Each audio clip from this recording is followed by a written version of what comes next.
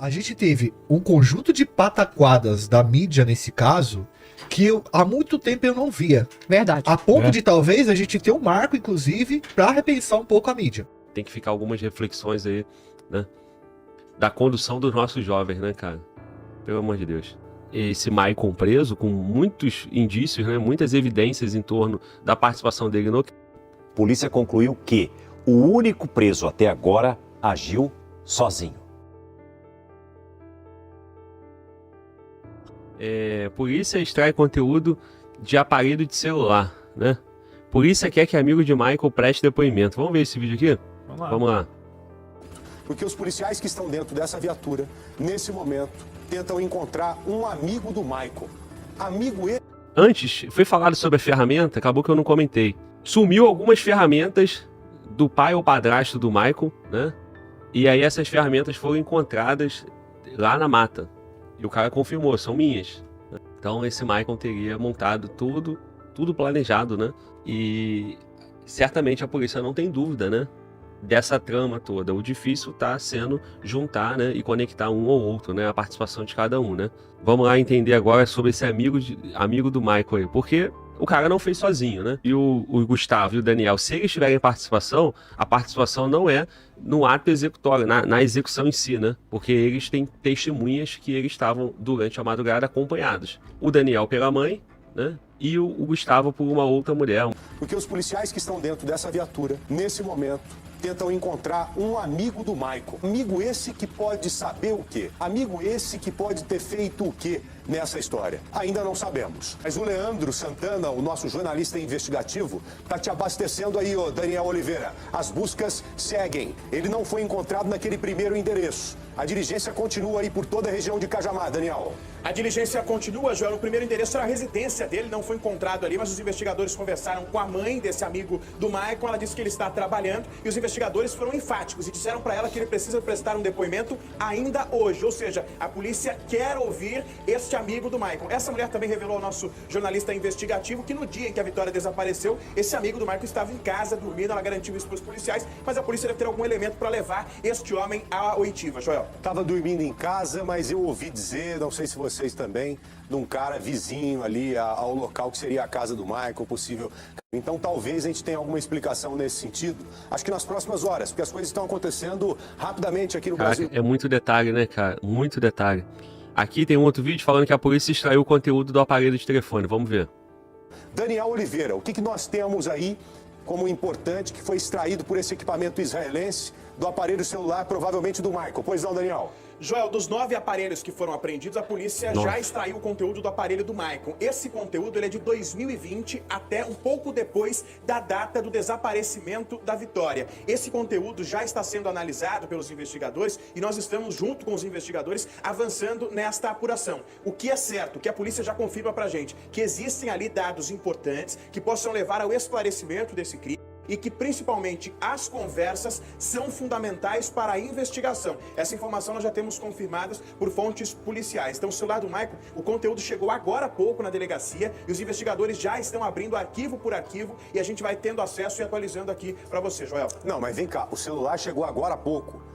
Nesse momento, agora que eles estão colocando o equipamento, estão utilizando o equipamento, eu não entendi esse final aí. Deixa o Daniel comigo às vezes aqui, por favor, em imagem. O Daniel aqui. Ô Daniel, eu quero falar olhando nos seus olhos aqui, porque às vezes a gente entende melhor. Você falou que o celular chegou agora há pouco na delegacia, o que foi?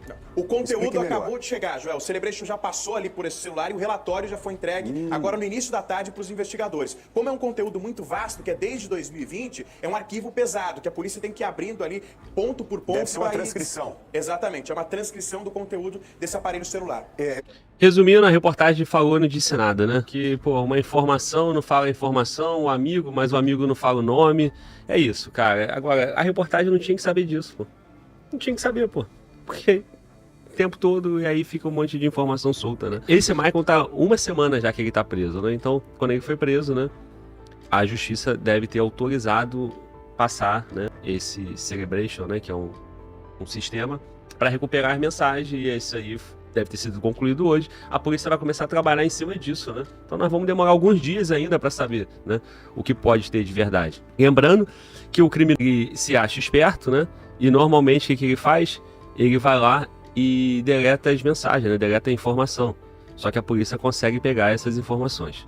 Novas informações sobre o caso Vitória. Dados obtidos com exclusividade pela Band revelam que o principal suspeito pelo assassinato brutal estava stalkeando, monitorando a vítima há meses nas redes sociais. Veja agora na reportagem do Daniel Oliveira e do Leandro Santana.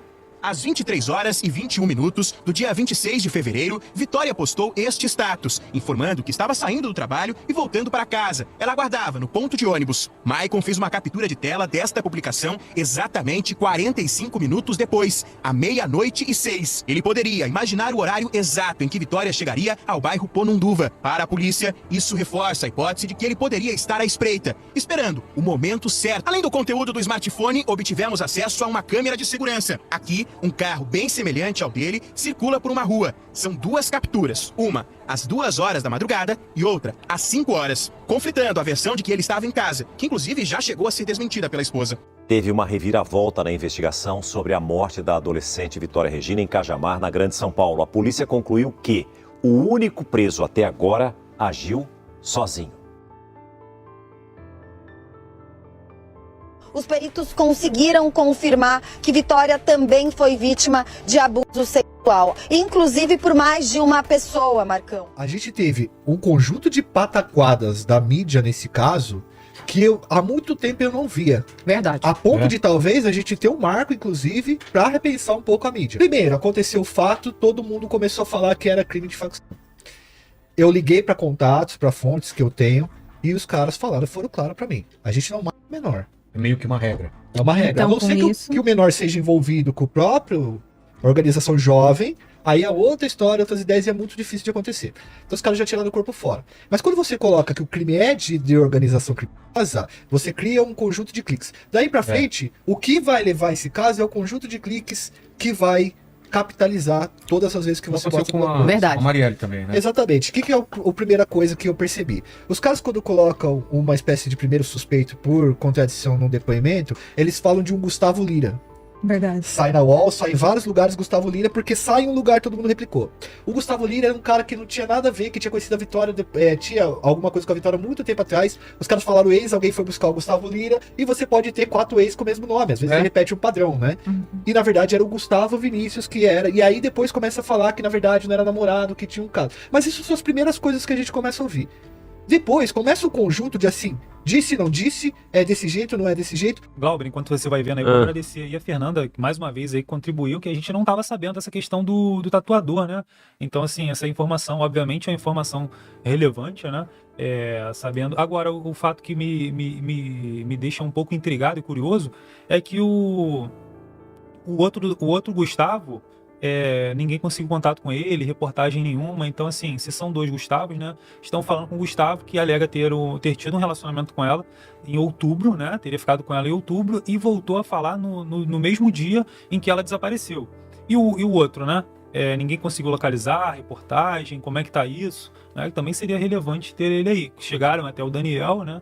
E, enfim, os 3, né, que de alguma forma teria alguma ligação. A Marta mandou 2 superchats, e um dos superchats foi o seguinte: o celular foi ligado, o celular da Vitória, né, foi ligado em Campinas, e o irmão de um dos suspeitos esteve em Campinas. A polícia sabe que ele esteve em Campinas. Então é mais um elemento aí, né? O celular da Vitória foi ligado em Campinas, e o irmão de um dos suspeitos. Agora eu não sei qual suspeito, não sei onde saiu essa informação. Então, depois do sumiço dela,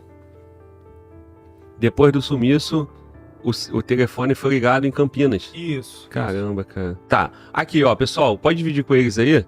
Eu tô aqui ó, procurando o vídeo. Entrei na playlist Caso Vitória. Vamos ver se eu consigo. Aqui ó, Vitória cotou tatuar o nome Gustavo dias antes de morrer. É esse vídeo aqui. Vamos lá? Vamos assistir? Vamos lá. Foi a Fernanda de quê? Fernanda Carelli. Fernanda Carelli, que maravilha, cara. Obrigado. Você conseguiu aí, cara, contribuir demais com a gente, com a tua informação. A gente não estava sabendo. Então, a importância de vocês participarem, né? Vamos lá. Mas que a polícia diz que esse ex aqui, o Gustavo, poderia ter um envolvimento com o Daniel, disse. Isso faz parte da investigação. E que mesmo sendo ex, ela recentemente tentou lá o contato com o tatuador para ver quanto que custava tatuar o nome dele no pulso. Então, era um ex, mas que ainda era presente. E que pode, pela lógica, dentro de tudo que a gente tem aqui, ter estimulado os ciúmes de alguém. Vamos ver na matéria essa questão da tatuagem. Acompanhe, por favor. Meu Deus. O áudio a seguir foi enviado por Vitória a este tatuador. Deixa eu te perguntar, quando você colocou escrever o nome Gustavo no meu pulso? O tatuador não soube dizer de qual Gustavo Vitória queria tatuar o nome. Mas o áudio foi enviado no dia 7 de fevereiro, 21 dias antes da jovem desaparecer. Ao que tudo indica, a vítima ainda mantinha um relacionamento com um dos 2 Gustavos que foram citados na investigação. Para familiares, Vitória disse que tinha terminado com Gustavo Liro em janeiro, mas eles desconfiam que ela pode ter continuado com o rapaz. Já Gustavo Vinícius, que teve a prisão negada pela polícia, disse em depoimento que ficou com a jovem só 2 vezes, embora a investigação acredite que ele tenha se relacionado com ela por 4 meses. Perguntado, o tatuador que trabalha na padaria onde Vitória trabalhou disse que não sabia sobre a vida pessoal da garota. Infelizmente, fora do trabalho, nunca cheguei a encontrar com ela. Só tinha contato mesmo com ela no trabalho. Vitória trabalhou aqui nesta padaria por 7 meses. Cara, vocês entenderam, mano? Vamos lá. Ela cotou pra tatuar o nome Gustavo, né? Ele não sabe qual Gustavo. Porra, é triste isso, cara. E aí ela teria terminado o relacionamento com um Gustavo, que é o Gustavo Lira, em janeiro. Mas ela teria se relacionado com o outro Gustavo Vinícius, em outubro, né? Ou seja, tem um intervalo de 3 meses.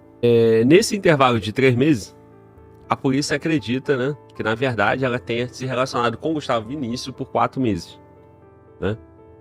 Que junto com o outro Gustavo. E ela queria tatuar o nome do cara. Eu também tatuei no meu pulso aqui, ó. Só que no meu pulso tá escrito Creia, né? Isso. Enquanto eu tô tatuando Creia, porra, a menina tá tatuando o nome de um cara que se relaciona há 1, 2 meses. É foda, ela é vítima, eu vou respeitar o fato da vítima, mas, porra, tem que ficar algumas reflexões aí, né? Da condução dos nossos jovens, né, cara? Pelo amor de Deus. Vamos lá. E foi aqui que ela conheceu o rapaz que fez as 2 tatuagens que ela tinha, uma no braço e outra na perna. A garota faria a 3ª na semana seguinte ao desaparecimento e morte. Eu fiquei meio surpreso, porque uma semana antes ela tinha marcado de fazer outra tatuagem comigo, inclusive. Quando soube que da notícia da morte, eu também fiquei bem surpreso. Porque eu não imaginaria que ia acabar desse jeito, entendeu? Segundo ele, Vitória estava marcando de tatuar um lobo nas costas. Aí tá bom. Se Deus quiser, eu ainda faço essa. Agora não, porque eu tô trabalhando, não tenho dinheiro.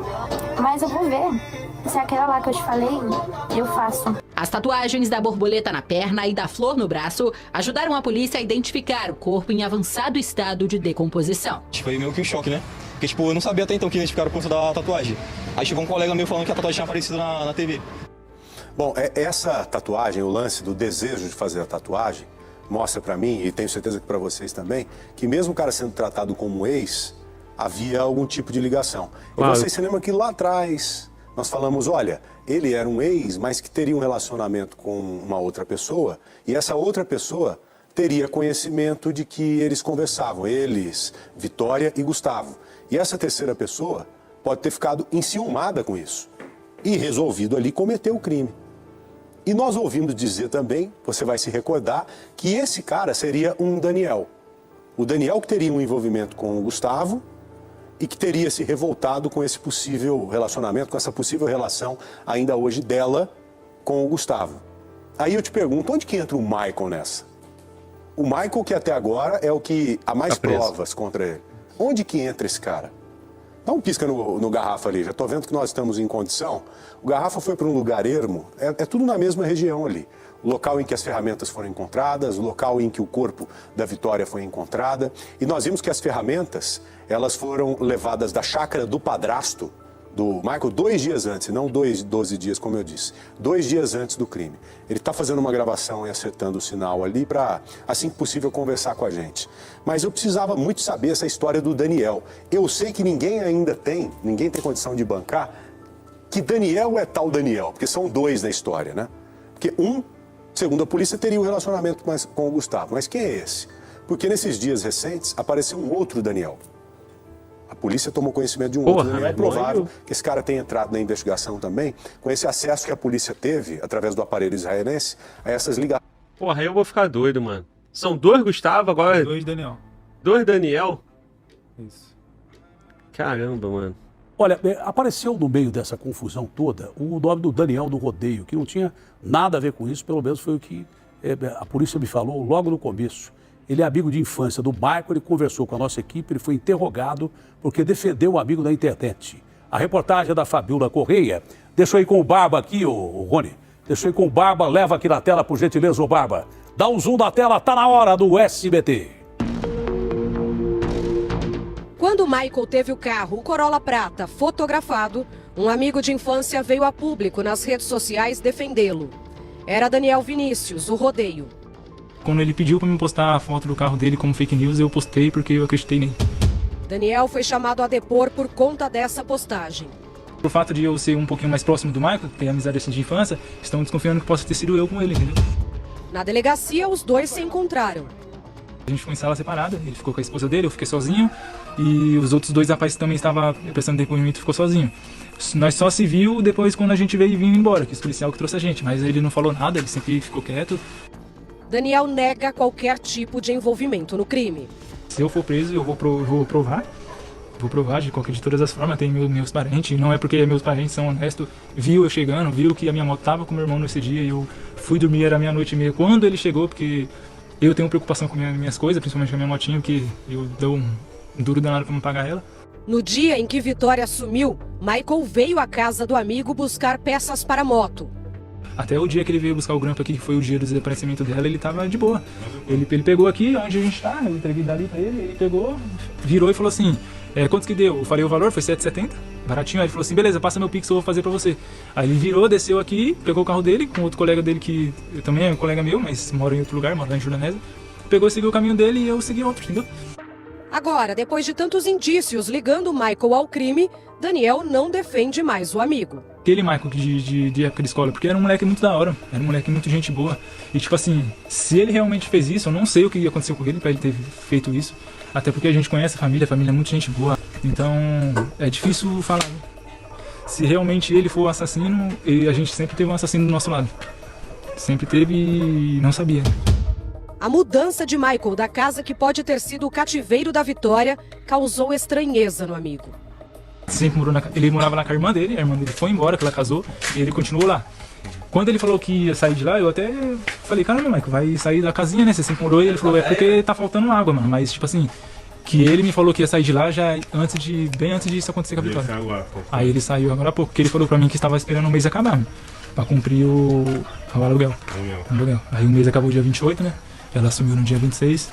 Daniel trabalhava como entregador de uma grande empresa. Com a repercussão negativa do nome dele, perdeu o emprego e tem sofrido ameaças virtuais. Sensação muito, muito, muito ruim mesmo, porque eu não durmo, eu não consigo comer direito mais, porque mesmo sendo inocente dá esse medo, porque a gente fica à mercê de coisas ruins. E eu tô só esperando, eu quero logo que isso acabe, quero logo que encontre o culpado pra mim poder pegar meu celular e voltar a trabalhar, que nem trabalhando mais eu tô podendo. Dito isso, cara, não tem muito mais pra onde a gente caminhar, né?